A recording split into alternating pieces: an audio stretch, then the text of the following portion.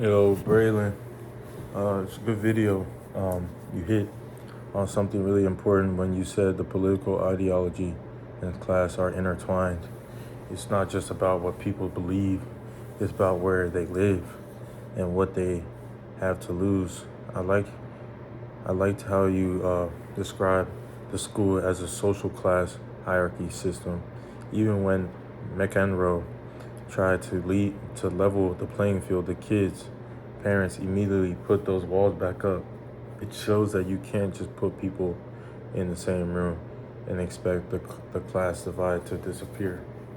You made a great point about how Gonzalo and Pedro's debate is shaped by their families.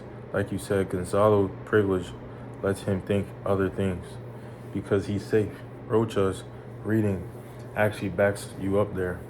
She talks about and media shape how family and media shape a kid's awareness.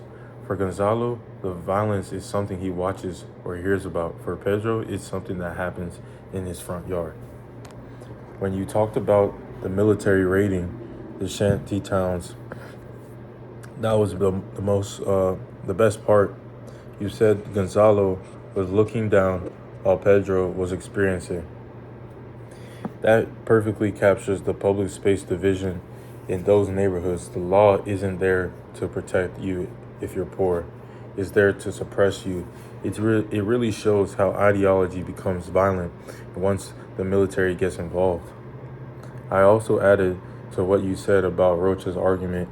She mentions that the kids might not fully understand the why behind the violence, but they definitely feel how in the film Pedro doesn't need to understand the politics of the coup to know what his world is, how his world is being destroyed.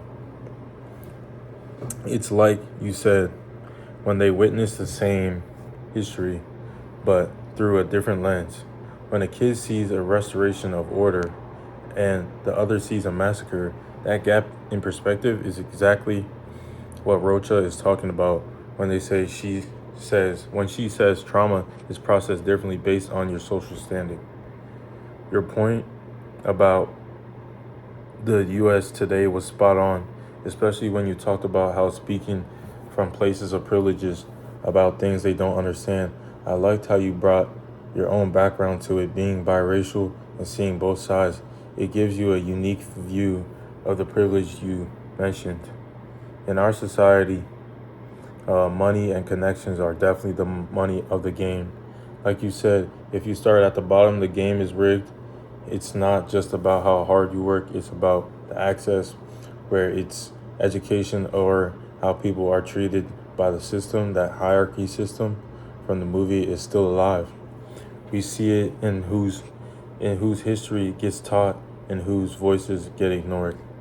It was a good video, and you connected the dots pretty well. Thank you.